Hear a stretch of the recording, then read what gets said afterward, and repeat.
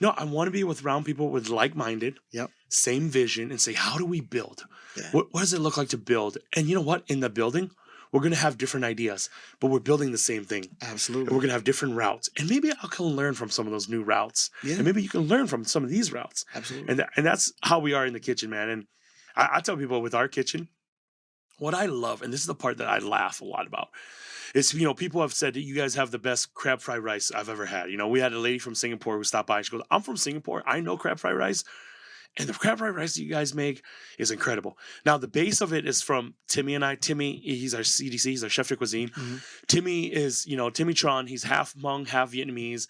I'm a Hmong kid. We grew up eating fried rice. I mean, it was the way that our parents just said, hey, this is how, when we're not home, you can take leftover rice and frozen peas and carrots. Yeah, and make it happen. Yeah, and some eggs. Yeah. And maybe if we feel rich, we'll put some bacon in it, right? That's how we did it. So that we kind of showed the base. Do you know who makes our fried rice? A guy from Ecuador named Diego. You can learn something from everyone. Bro. I learned some of the coolest shit from dishwashers. Yes. Diego is in the back slinging 60 to 70 orders of fried rice a night. Diego came into this country about 6-7 months ago. Diego knocked on our door and said, hey man, I'm looking for a job. I see you guys are opening a restaurant. Sure, dude, come in. Mm-hmm. Diego says, I'll wash dishes. Started there, and we're like, hey, Diego, you ever worked with a wok before? He goes, oh, we'll see, chef, And homeboy rips it. And we just showed him the technique, and he is a master on it. Mm-hmm. So when I giggle a little inside, you know what I'm talking about, right? Yep. Working in New York, you know what I'm talking about. People are like, oh my gosh, like this Hmong style fried rice is incredible. I'm like, yeah, the dude's name is Diego. Yeah. Trust me. Diego. Yeah. Is not a traditional Hmong name. Yeah. Diego.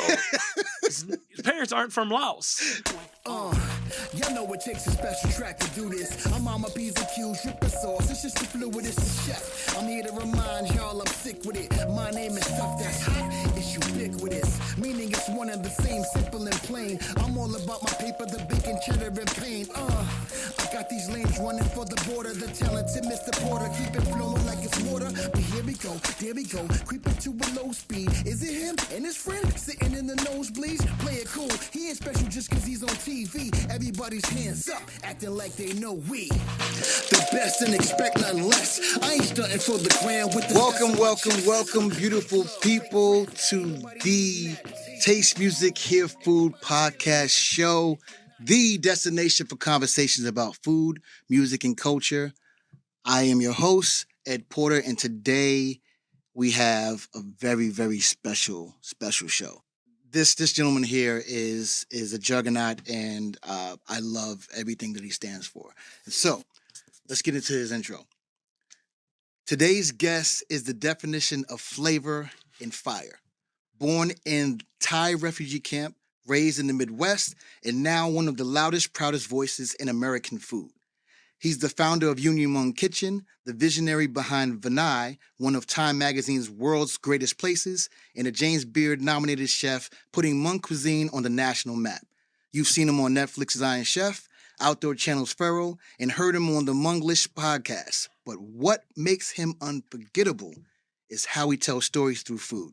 Stories of heritage, hustle, resilience, and rhythm. From comic books to charcoal grills, Nickelback playlists to hand-pounded chili paste. This man is blending old world roots with new school energy. Let's talk about identity, innovation, and the music behind the meals. Please welcome the wildly inspiring, one and only Chef Yia Vang. Thanks, dude. So awesome to be here. Realizing this morning that your studio is across the street from our restaurant. Yeah, you couldn't have picked a better location to stumble out of bed and yeah, I know. We were prepping this morning and I'm like, oh, I gotta get going.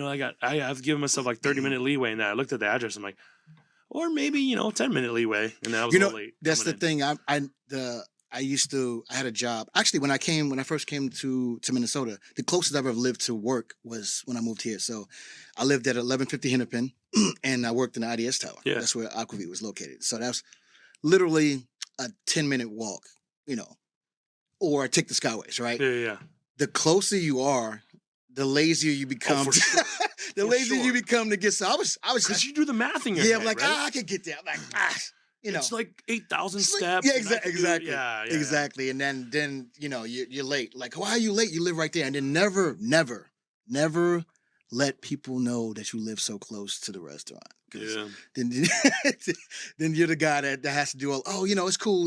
Ed's right there. He can Well, let the other thing too is like from the restaurant here, I live like 7 minutes Yeah. away, and I'm in Northeast here, and so you can also sneak away for quick naps. See, It's like, oh yeah, I gotta go pick this up, and then you can only a responsible person can do that though, because that nap would turn into sleep. I usually call it a meeting. Oh, I got a meeting. It's going to be about 45 minutes. Yeah.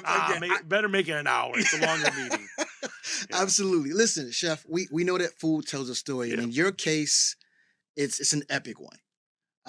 Can you let's from a refugee camp to the world stage? Can you tell me about when food became the thing for you? Then when you decided that it wasn't just a way to survive, but it was going to be your vehicle to have a voice. Yeah. So for real, I never wanted to cook. I never wanted to get into the restaurant world. Majority of my adult life was trying to get out of it. Right. Because like, I don't guess we were talking before, but it was like, for you said you did food so that you can have studio time. For Right. me, I did food just because that was like the only thing I knew. Right. And it wasn't this like, I would say it wasn't a passion. It was like, this is a means to an end, worst case scenario, if I fail in life, I fail in everything, I can always be a cook making like $11 an hour. Right. Yep. You and I both know that it's, and I was disciplined enough to be like, hey, I know how the restaurant system works. I know how back of the house works. I never wanted to get into it. And growing up for us, food wasn't like, I think that there's sometimes when they look at cooks or they look at, people who's been in the restaurant industry, they think that our life started out like as a, Netflix chef's table. There's classical music. It's Right. slow, and you're standing with grandma, and we're making rice together, and everything falls in slow motion. You know what I'm talking about? Yeah, exactly. And that light beams hits it perfectly, and it's just like this, Oscar-winning scene. It's like not like that at all. Like you and I probably both know that growing up, food was like a means to an end. Absolutely. It's mom, dad. They're kind of like mom works second shift, dad works first shift. You guys had to fend for yourself a little bit. Mhm. Here's a can of sardines. Here's some rice. Here's some scrambled eggs. Here's some noodle packets. Here's some spam. Yeah. And it was almost kind of embarrassing because you never wanted your friends at school to know about it, because they would look at you and say, that's gross. Why would you eat that? And you couldn't say, well, that's all we have. Right. And so food was this thing of like almost like shame. Like I'm like, I don't want people to know. I don't want people to know that on Saturdays we would go out to the farm and we would, we would harvest, you know what I mean? Chickens and pigs, and we would be part of that, breaking them down, plucking them, cleaning them out, then bringing it home. While most friends of mine on Saturdays growing up in elementary school and middle school would be playing, baseball, or they would have rec leagues they go to, or swimming. Right. I never did that. So it was just like, you just kept it all to yourself. And yeah, so that's where I started.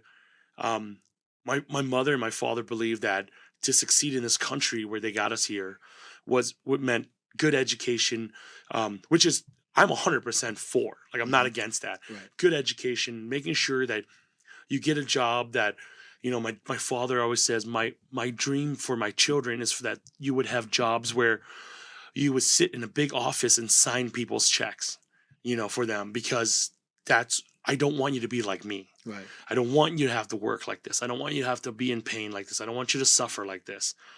And so I resisted against that, where I'm like, well, like, you don't understand how it is here in America, blah, blah, blah. And so for a long time, I pushed against it. And I think that going through working through kitchens and restaurant really gave me a glimpse of what hard work is, and like what true hustle is, what is grit. Yeah. And it wasn't until my late 20s, I would say, I'm 40 now, but it wasn't until my late 20s where it was like, oh, like this is what it means to hustle. Yeah. And there was just something inside of me that, felt like this calling to be like, okay, what does it look like for me to keep unraveling this? And then as we always say within our restaurant, we always say every dish has a narrative. You follow that narrative long enough and close enough, you get to the people behind the food. And once you're there, it's really not about food, it's about people. And that food is a catalyst into cultivating great relationships. And the moment I did that, the moment I followed the foods that rejuvenated my soul, I end up at the table with my mom and dad. And and at that, then I finally, as an adult, heard their stories, and I started putting myself in their shoes. Right. Going, hey, Dad, you were 13 when you joined up, with the rebel troops, and you fought with the Americans, and you fought in guerrilla warfare, and that's what you and our uncles and your father, my grandpa, that's what they did. They fought for the freedom of our people. And you were 13. Yeah. Mom, like by the time you were, 15, 16, you had kids already, and you had to escape, and you were put into a war prison camp, and you suffered. And that was before your 18th birthday. Yeah. Like, and that perspective started coming in. Absolutely. And I just asked myself, like, hey, if you're not going to tell their story, who is? And the only thing that I knew how to tell the platform was food, because through that you can, draw people in. And I think that there's this really cool correlation between food and music. No. Oh no, that's why this exists. Yeah. Yeah. No. That's why, like, when you reached out and I started looking into what you do, and I'm like, this is perfect, because you can go anywhere. Music is music. Yeah. Regardless, a beat is a beat. Yeah. A 4/4 count is a 4/4 count. Right. You don't have to even speak the same language. You can go to, I don't know, Western Africa. Don't speak the native language. Sit in there, and the way that they keep a beat, a tempo, is exactly the same way that you would do in the Bronx. Absolutely. You do it in America, right? And that's what like the beauty of music is, the beauty of food. It's. I always say that the kitchen raised me. Right. Yep. I was raised by a kitchen, but I was a kid of hip hop. Right. And food for me was an escape. Right. So I could go to all of these countries without even knowing that I wanted to, by just assimilating and eating the foods of that place. Right. It was so commonplace to do, but the kitchen is one of those places that accepts everyone. Right. It takes on all comers, and the fact of who you are doesn't matter at a certain point. And it is, I think, in my humble opinion, food and music are the two of the three great powers. Well, four. I think, like you said, everybody understands a beat when they hear it. Everybody understands something tasty when they taste it. Yep. Unfortunately, everybody understands a left hook. No matter what language you speak. Yep. And then the other one is love. Everybody understands what it feels like to be truly accepted. Yep. And you get all of that in the kitchen. Yeah. You get all of that in the kitchen. And so it's entirely your story, and how that aha moment that it clicked for you, that like, okay, this is going to be the way that I honor my parents first and foremost, but also is who I am, and who you are is all of those things and more, because of where you are and how you grew up too, which is, it's a beautiful thing. It really is. All right. So before we get into the thick of things, we're going to play a little game called On the Fly. Okay. We're going to throw you in the fire somewhere I know you're really familiar with anyway. And this segment, I'm going to toss out a word or phrase, and you're gonna give me the first thing that comes to mind. Don't think too much about it. Just fire it off. Right, this is how people like cut clips and you get in trouble. You're just like, I didn't mean to say that. Editing is there. Don't worry. I got you, bro. I got you. You ready, Chef? Yes, let's rock this out. The flavor of home. Fish sauce. That's a good one. Your kitchen playlist name. Oh my gosh, you're not gonna like this. It's called White People Music. White People Music. I love it, actually. It's like country. It's Nickelback is on there. I love it. It's like bro country music. Okay. Yeah. Johnny Cash is on there. I like Johnny Cash. Yeah. You want to know my and I used to work with a chef and you actually at Alexander Small's Cafe Beulah. And he used to he said, let's put on some music to cook to. It'll be Carole King Tapestry. He introduced me to and I love it. I've always loved it. That's funny. Hmong heat. Thai chilies. Okay. Culture in one word. Progress. Mm, I like that. I like that. I like that. All right. So let's talk about the sweet spot where rhythm meets the plate. Because again, like this is I like to draw the through lines between food and music, and I believe so. In my humble opinion, hip hop is the most inclusive genre of music ever. Absolutely. And the reason I say that is because in out of any other genre, hip hop is the only one where you can draw a through line with every other type of music has been used as inspiration, whether it be sampling or whatever, from a classic Arabic music to classical music and everything in between. There's no other genre of music you can say that about. And I believe once if as a producers and artists, when you respect the the origin of the art, you have to entail in turn respect the artist. And that's why I think food, because the same thing happens. I think if people really took into consideration the the culture and the person behind the cuisine, then bigotry won't exist. Oh, absolutely. Yeah. Yet the biggest bigot or the most fascist person on the planet, the only thing they're not segregative about is their stomach. Mm-hmm. And Yeah. they eat food from all over the places with people whom they deem to be inferior on a consistent basis. But if they took the time to have a conversation with a person that food culture resonates with and came from, you couldn't have biases. It couldn't exist because you have a reverence for these things. So let's talk about, how does that rhythm find its way into your cooking? And we had a conversation, Yeah. which I wish we could have recorded because this is happening. Yeah, for sure. So, what would you say as a musician was the birth of hip hop? Hip hop as we see it today. Because hip hop is such a broad Yeah, because term, right? It is a very broad term, and it's more culture based. It's like this pillars, right? Yep. But as far as the birth of hip hop, I would believe was birthed out of necessity, and obviously the early '80s when, Yep. yeah, it was just a bunch of kids rebelling and trying to have a voice. Yep. Where did you think that birth of hip hop, like, where did it draw from? What would you say? It drew from adversity Yep. and pain, Mhm. and having Mhm. going without. Yep. So, and then stylistically, where would you say they would grab? I think from everywhere. Yeah. So Right. rock, punk, Yep. jazz Yep. specifically. Yep. Blues. Yep. Yeah, folk music, Yep. blues, country, everywhere. Yeah. Yeah. So what's really cool, I think, about hip hop when I look at it is it was a bunch of kids who didn't have all the stuff. And when I mean that, I literally mean like all the musical stuff. They didn't have synthesizers. They didn't have the instrument. And they said, how can we use a table, right? How could we use a beat? How could we use our voices, literal voices, to create a rhythm, And so it started with that, right? And as I think about hip hop, and then now hip hop is actually a culture thing. When you say hip hop, some people don't even think about it as music. It's just things as a culture. Right. How crazy is that when like a bunch of kids who didn't have anything started with something that was supposed to be in this music genre, right? Yeah. This music umbrella. And now, not knowing literally what 30, 40 years later, that it's a culture. Yeah.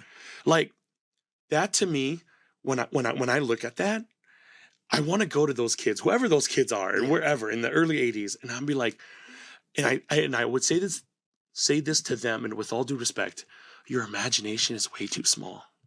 Yeah. Because when they started, I bet you first they weren't going to like, hey, this is going to be a cultural changing thing that's going to move the world, right? What their thing was, nah, man, we just want to be able to do our thing with the resources we have. So sometimes it was just a little drum kit. Sometimes it was just our voices. Sometimes it's just about stamping our feet, right? To keep a beat, literal beat. And from there, it started a whole cultural thing. And from there, people started viewing people in the hip hop scene like, what are they wearing? Oh, what are their styles? How are they speaking? what is that vernacular they're using? How do we take that vernacular and put it into everyday language? Right? Like today, the vernacular, the language vernacular we use stems from hip hop. Yeah. But these kids started out because they only knew what they knew, right? So let's take that idea. When we started out Vinai, our imagination was way too small. I'm just a kid who wanted to start a fire and grill meats on it. Why? Because that's what my father taught me. I was just a kid who wanted to do Hmong food. Why? Because that's what my mom and dad fed me. I'm not going to pretend I know French food. I'm not going to pretend I know Italian. I'm not going to pretend I know any of this stuff. I learned it. Yeah, it was okay. I learned it through the restaurants. But what I knew was the stuff my mom and dad fed me from their garden, from their hands every day. We didn't, we didn't, we didn't, we couldn't foresee what was happening here. Right. So when we started Union Hmong Kitchen, right, we were a little pop-up restaurant, East Side St. Paul, in this, working out of this place called Cook St. Paul. Once a month, we did a pop-up. And in between, I would go teach cooking classes. And then in between, I also worked at Coastal Seafood, cutting fish. Mm-hmm. In between, I would also take on these little women's prayer meeting, catering, making quiche and French toast for like $300 a pop, right? Right. And all we really wanted to do was to be able to cook Hmong food. And at times, we would have this little rink-a-dink grill, and we would set up at the parking lots of breweries and little festivals, and we grill little Hmong sausage or chicken sticks with hot sauce that mom taught us how to make, and sticky rice. We wanted just to do that. Why? Because this was just something we knew how to do. Right. And then let's fast forward to like a few weeks ago, right, where Time Magazine came out and said, hey, every year they come out with 100 places in the world to visit. And unbeknownst to us, we got an email and saying, "Hey, Vinai's on this list." Which, by the way, can I just say that you think when Time Magazine emails you that, you're like, "This is a scam. It's a joke. Yeah, It's a scam." It's like, hey, and by the way, send us $500. Yeah. We'll let you know if you make. Yeah, it's a Nigerian. It's a Nigerian. Yeah, uncle. I didn't want to say that, but it felt like a scam, right? And I'm just like, nah, man, if I answer this email, I'm gonna get there's gonna be there's gonna be some kind of virus is gonna hit my computer. and our PR group vetted it, and they're like, oh, this is real. So they're going, wait, there's this place in the world that we want to, and on that list, like Notre Dame is on that list. Like no, not the college, like the church, And so we were, and that hit me as saying, hey man, your imagination is way too small. And so that's that line I draw between, like music, like hip hop and food, and especially take it closer to what we're doing. We were just a bunch of kids 7-8 years ago saying, hey, we just want to cook food that our parents taught us. But now we get to do something so much greater. And this isn't like, pat on Yia's back. No. I always say this. I think that sometimes we always create our own villains and we create our own heroes, right? Mm-hmm. And sometimes we put a lot on people's shoulders saying, hey, like you're the one, you're the bearer of our culture. And sometimes people say that to me, and I always say, hey, look, that's an honor. Thank you so much. But for the Hmong people, I always say, hey, you see all the Hmong people that are doing great things around here? The weight of our people is not on one person's shoulder. Right. It's not on Suni Lee's shoulder, great Olympic, champion. No. It's on all of our shoulders. So let's carry this together. Right. And so that's how I feel. And that's where I draw that parallel between music, especially hip hop, and food, and especially if you want to go Hmong food. Yeah.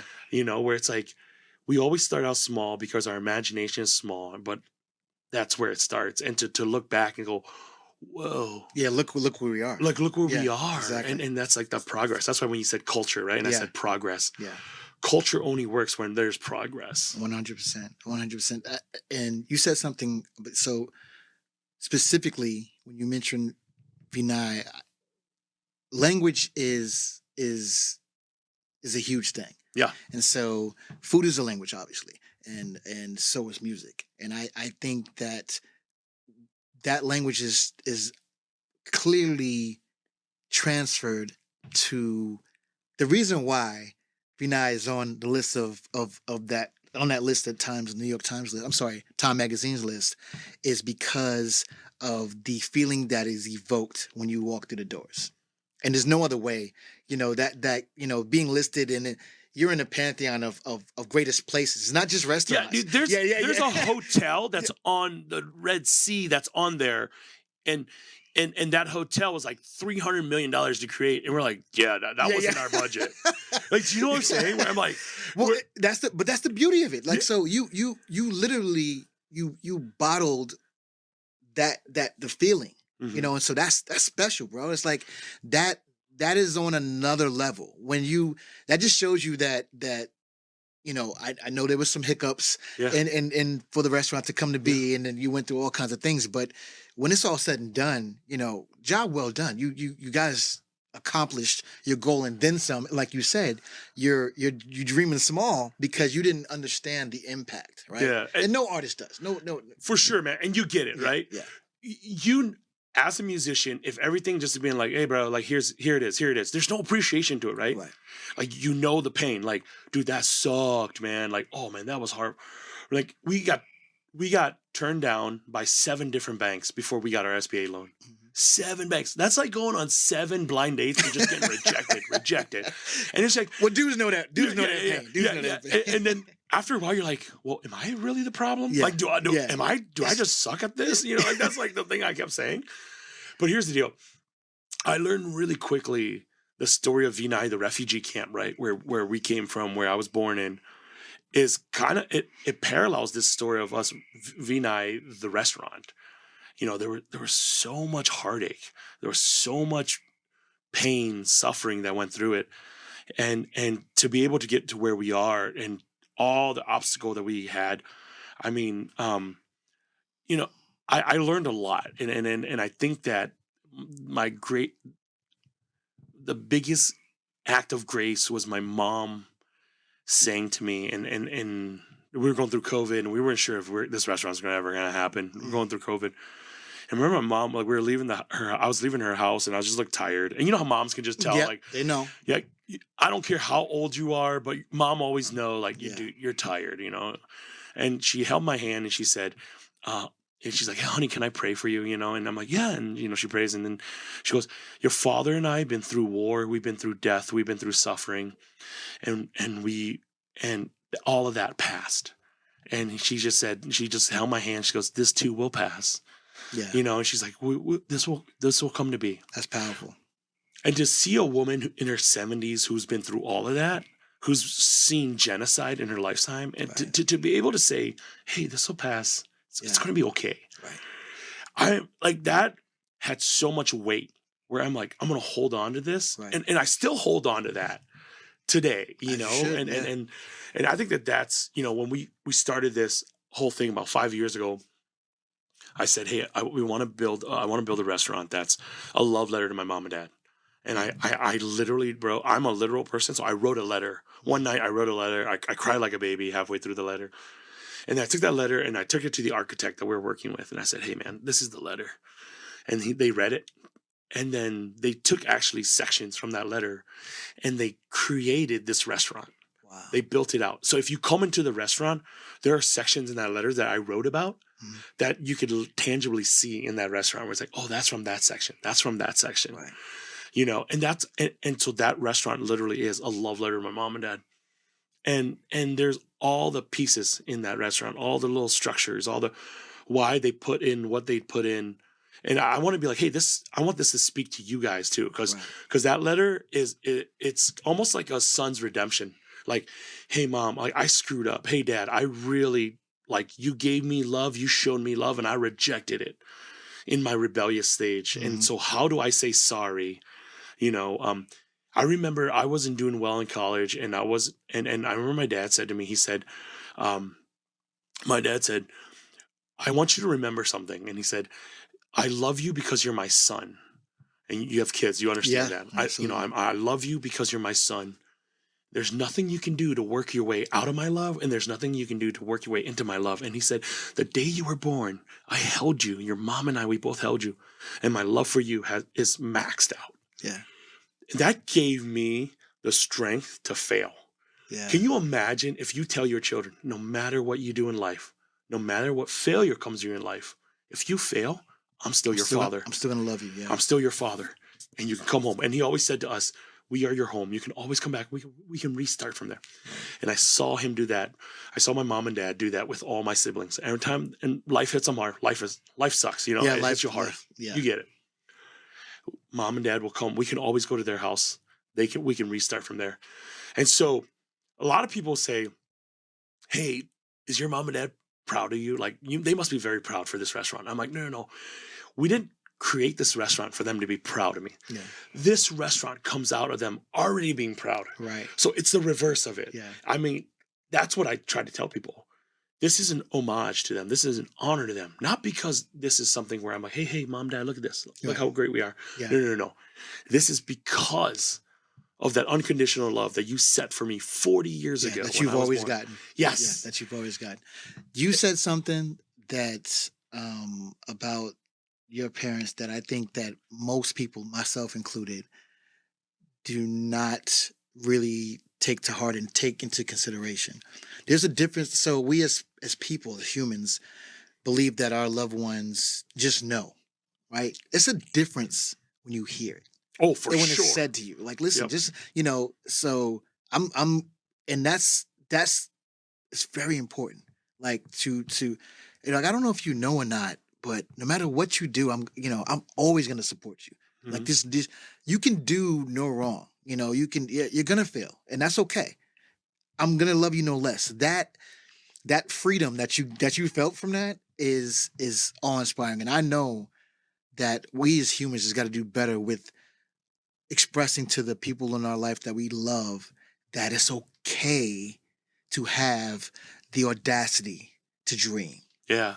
So, I mean, one of the things I learned, and this building project taught me this, one of the things I learned is like the biggest issue with failure or fear of failure is fear of rejection. Yes. If I fail, I'll be rejected, right? So I think like a year and a half ago, Time Out magazine came up with 10 most anticipated restaurants that's going to come in 2024.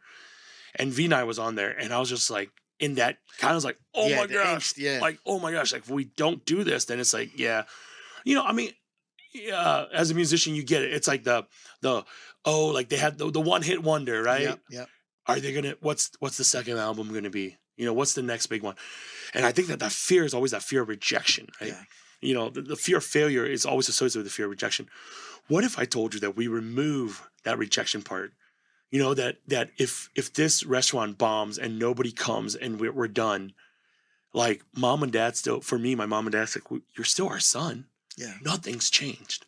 Right. And I love that. And that became the impetus to push me, and once you remove that fear of rejection, failure is still going to come. Like since the restaurant's open, we've failed many ideas in between. Right. Like it that's every day. Yeah. But You have the freedom to do that. Yes. And that's the beauty of it. I love this idea that yes, we can hold fear, failure. Sorry, I should say failure, and freedom is actually in the same space, and Absolutely. it's okay. And I think that that's where innovation comes in. It definitely does. You cannot have innovation unless you have fearlessness. Yes, and I think we talked a little bit about this, about how when you go to big cities like LA and New York, where there's that fear of failure, because it's like, well, everyone here's got all their stuff together. Yeah. So if you're going to be a musician, you got to hit. Every song's got to hit. Every album's got to be great, right? Mm-hmm. But when you come to like smaller cities here, like Minneapolis, dude, like you and I were both saying, is like, no, dude, like there's like, hey man, we tried it didn't work. So let's try what? something Yeah, else. let's just do something different. Is that, and Exactly. you have that creative freedom to be able to do that. That's the beauty in that is where the magic is. I listen, as a chef, I think we just want to, first and foremost, we want to do things that mean something to us, first and foremost. And when we hope that others, it resonates with other people, because there's no greater feeling than having someone truly appreciate something that you made from the heart. Your food is rooted in Hmong tradition. How do you walk that delicate balance between tradition and innovation? Yeah, so I think of it as this: the word tradition. We have to really break that word down, right? So when they say, "Oh, well," we get a lot of I shouldn't say a lot. We get some feedback, I guess I'll call it that, from I call it the Hmong hardliners, right? Where it has to be done this way because that's traditional Hmong food. So the thing I always ask the hardliners, if they're willing to have a conversation, is to me define what traditional Hmong food is, and they'll give me some reference to like Hmong village or Hmong town and dishes there, and I'm like, well, did you know that if our parents looked at that, they wouldn't call that tradition? To them, that is actually innovative Hmong Right. food. And then if you go back to our grandparents, our great grandparents in the mountains of Laos, It would feel the same way. they always feel the same way about what I mean, same thing. You and I both know that tradition, right? So if we go, what's traditional hip hop music? Mm-hmm. I mean, you can't really say that. I mean, you can, but you could say, hey, hip hop music draws from this. Right. It draws from this, right? It's a creative collab of all these different genres of music around where they're like, well, we're going to take a little bit of this. We're going to take a little bit of this. If you think of hip hop music actually is a roadmap to all these other musics out there, paying homage to this jazz artist, to this classical piece, to this folk music. It pays a little homage to that. It is a way of honoring that. Right. I feel like the Hmong food we do is a way of honoring and homaging out to all these traditional pieces to what has built our culture. Right. So you have to break, you have to break down the word tradition. So for me, tradition has to be progressive. For example, you grew up in a family that had, let's just say, Christmas traditions. Right. You guys did. When you went out and you grew up and you had kids your own, you had your own family, you took some of that tradition And added on to added it. onto it. You're right. So I would be foolish for me to say, hey, Ed, that's not real, like, Porter tradition. Right. I would be a fool to tell you that, right? Because you'd be like, well, yeah, well, it comes from the Porter family, whatever, Right. But I'm breaking on as a family man myself. I'm having my own traditions there, but it's built off of the tradition from my parents Right. or from our household, right? That's what tradition is. Yeah. Tradition is this kind of key to the past. Right. And at some point, it was created. It started somewhere. Yep. Our problem is, now what I learned is the fear of losing that tradition makes us hold it tighter, Right. and then we become elitist in it. Yeah. This is where bias, this is where, if you want to call it racism, this is where all of that comes in, right? This is where it's like, oh, no, it has to be done this way. It has to look this way. Mm-hmm. It has to be a certain skin color only. You can only marry within this because this is tradition. Mm. You see where that comes in? Yeah. Because you're so afraid of losing it and you're holding on tight to it. The fear of we're back to fear now, right?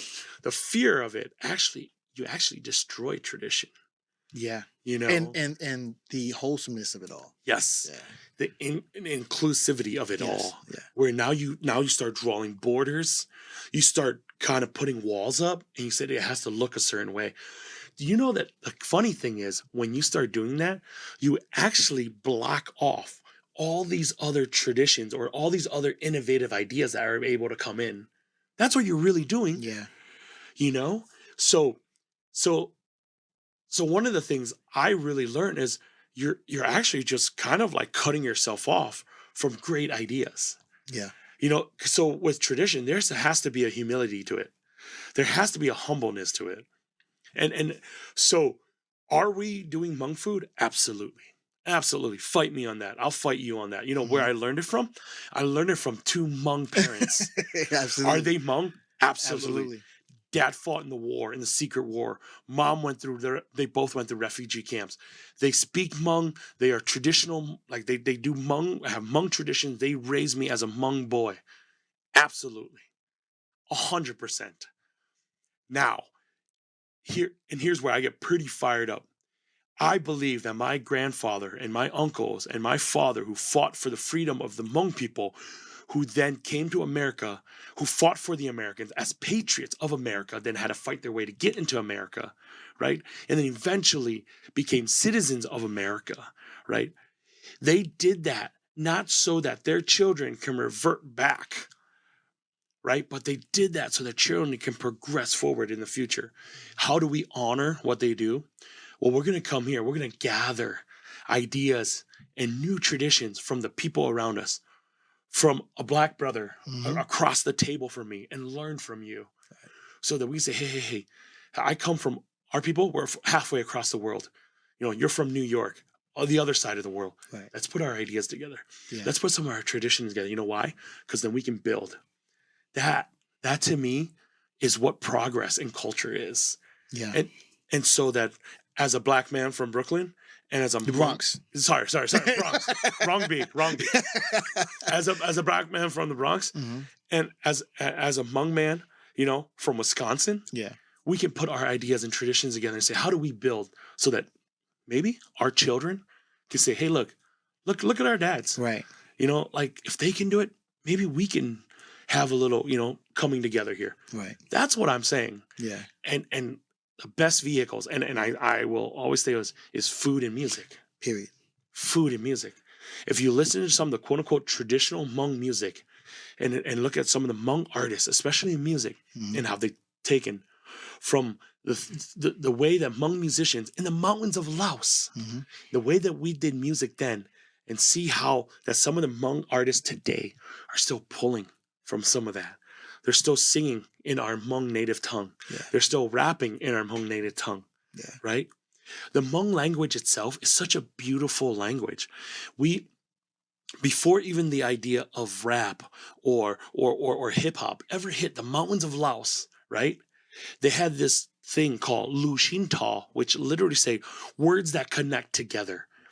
And what would happen is a boy would go to a girl that he's smitten on, and he would stand outside her house, it was her father's house, and by her window, and he would put Lu Shin Ta together, which literally he would put words that connect or word blocks putting together. And he would then freestyle a love sonnet to her by just using words and putting it together. Yeah. So you're saying in the mountains of Laos, exactly, thousands of miles away from what was happening in the Bronx, somehow they're doing the same exact thing. Right. And the beat that he was using was the beat and rhythm of the words he was putting together. Are you kidding me? It's amazing. So again, that's universal. Yeah. Food. Universal. When we talk about rice, and then you're going to, like, let me just say to the south, and you're talking Hoppin' Johns, rice and beans, black eyed peas and rice, beans, and you're talking about rice over here. It's universal, man.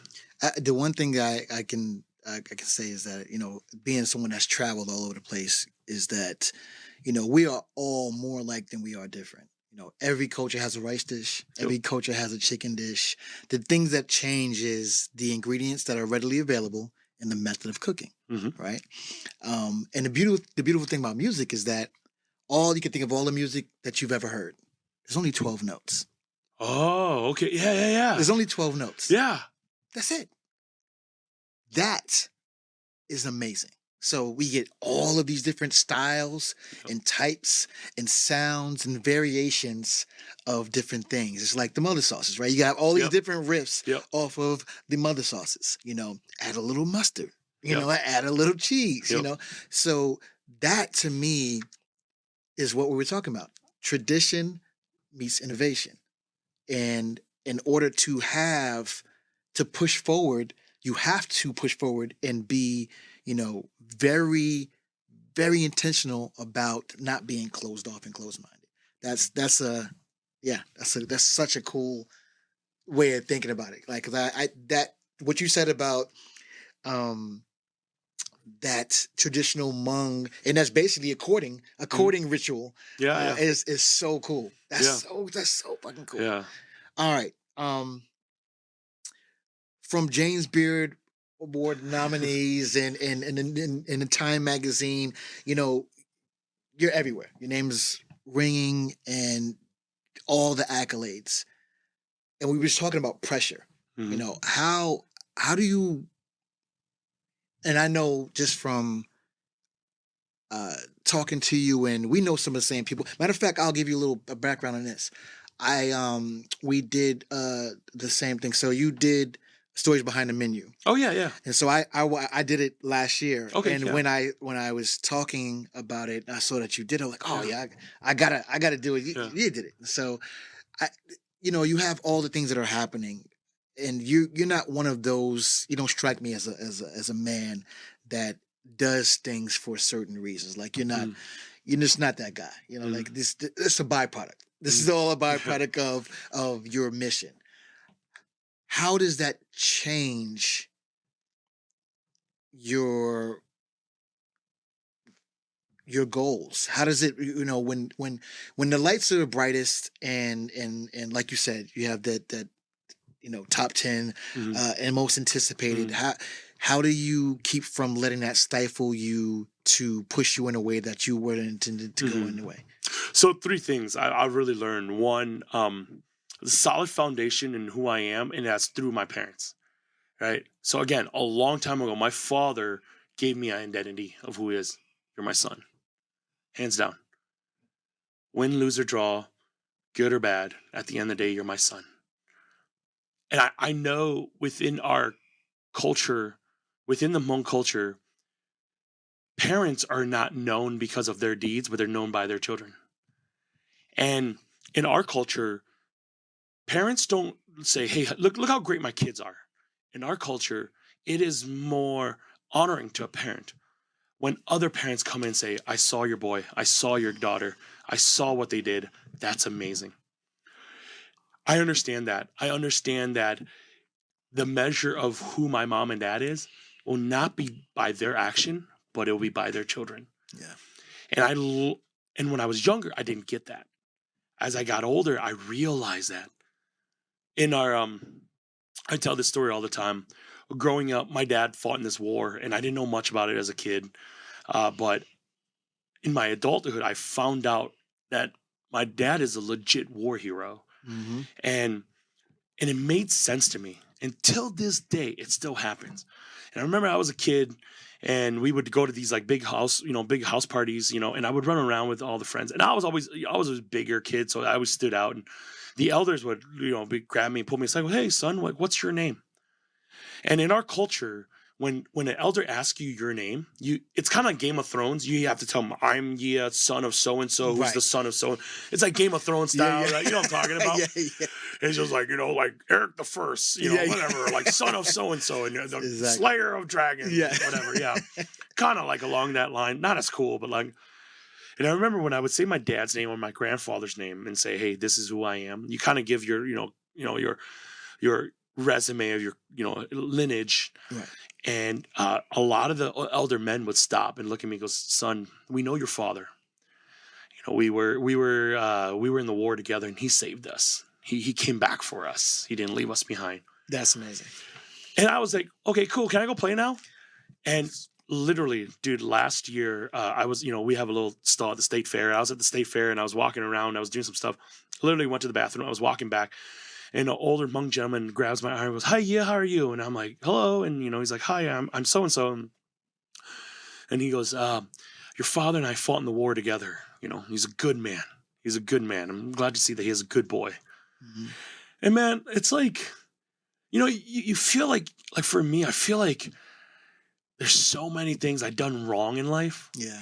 But for the moment, for that half a second, when that gentleman who was a stranger, I didn't know him, who said, your dad and I, we fought in the war together. And war is tough, man. I don't pretend to know war. Yeah. I've had buddies who've been through wars, and my father went through war, my uncles went through war. I don't pretend to know war. I don't be like, oh, I get it. Like, I don't even use the line like, in the kitchen, it's so tough, it's like war. It's like, no, it's not. It's not like it's war. Not like war. Bro, man, at freaking 11 o'clock at night, we all check out. War that doesn't happen like that. Yeah, we know how this ends. Yeah. The ticket stops, we're good, yeah. Anyways, so I respect that when he says that. And then when he said, your father's a good man, and he raised a good boy, I knew that in that moment, it's not like, oh, yeah, good job. But it's like, it's kind of like, I'm so glad, Dad, that through all my dumb stuff I've done in life, I can do this one thing that honors your name. Absolutely. And so that to me is a constant reminder. The moment you're on a podcast, you're out for an interview, walking the streets and getting groceries, you not only represent yourself, Yeah. but you represent the name that has come before you. Right. And so that's one. Two, I'm at the end of the day, like I tell people, I'm a Wisconsin boy. I'm a boy. I grew up in central Wisconsin, ended up here in the Twin Cities. My mom's side of the family's up here in the Twin Cities. At the end of the day, I'm like this kind of podunk country boy from a small town. I love the fact that my high school teachers from 25 years ago will still email me and say, oh my gosh, I saw you in this magazine. You're still our boy from Port Edwards, Wisconsin, with less than 2,000 people. Right. And they'll still say, you're still our boy. You're one of ours. And to me, it warms my heart. Absolutely. That Miss Pilo, my 7th grade English teacher, still keeps all the little like national news stuff. And she'll be like, we saw you on this show. And it makes me proud to be from that small little town. And they always say, you're one of ours. You're always going to be one of ours. And a town of predominantly white folks who say, we don't care what you look like or who you are, but you're one of our boys. You're one of the boys from Port Edwards, Wisconsin. I love that. And the third thing is I have this really tight group of friends who 20 some years ago, we went to college together, and a few of them, and majority of them we're still really close with. Right. That these dudes didn't care about James Beard, didn't care about Time Magazine, that they loved me and took care of me when I was that bummy kid who slept on their couch because I needed a month of just transitioning to the next place and I didn't have a place to stay. Who now they all have families of their own and they've all come to the restaurants and from all around the country. They fly in for over the weekend just to be there. Yeah. And these guys that that would tell me, hey, man, I read this article. They wrote this big piece about you from here. And when I read it, it still sounds like you. You're still you. And that to me is like the biggest thing. That's a huge compliment. Yeah. It's a huge compliment. And I love it because they're always so funny, too, because they'll come to the restaurant or they'll come somewhere and they're like, we don't want to bother you. I'm like, no, you're the guys I want to bother me. Right. You're the ones who like should text me because I want to come out and say hi and I want to see you. And so these are the 3 areas I think that I constantly am reminded. And the other thing too, I think that when you mix them all together, man, like I just genuinely am curious about people. Yeah. People and their culture and how they take, to me, people are like puzzles. Yeah. And so, if I'm doing an interview or if we're in, Podunk, Everglades hunting pythons on a feral. Like I want to know Dusty Crumb. The dude's name was Dusty Crumb. I just want to know his life. He's a cool man and or if we're out in northern New Mexico in Taos Pueblo indigenous land and out with the indigenous folks there. We're out there hunting, prairie dogs and jackrabbits. I want to know their story.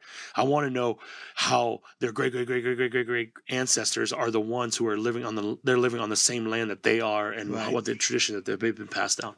Like, I'm just curious about that. Yeah.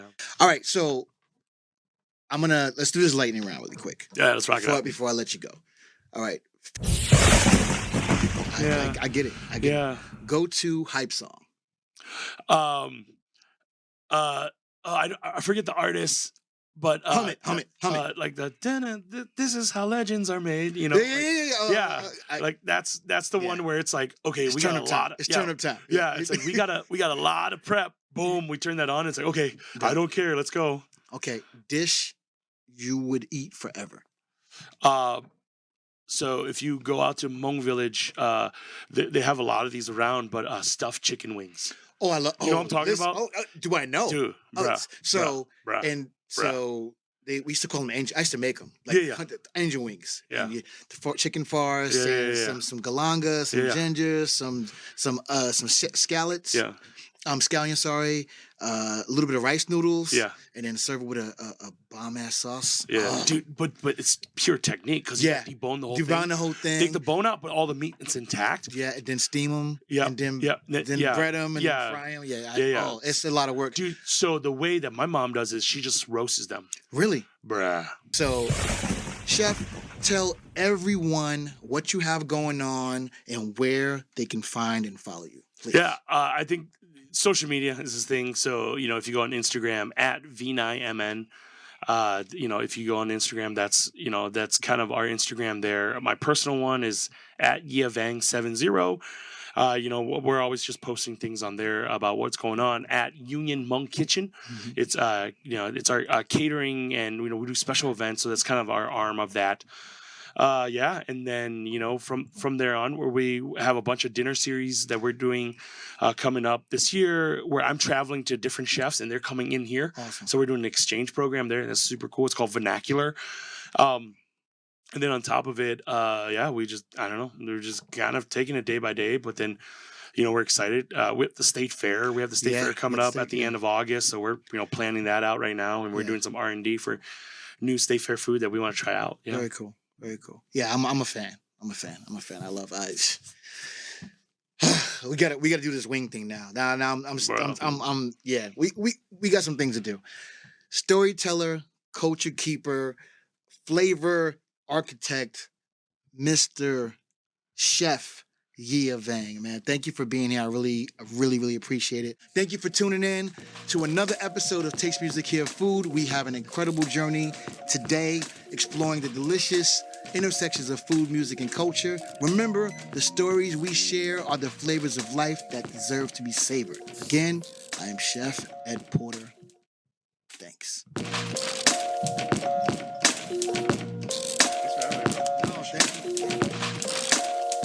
MBC. No relation to NBC.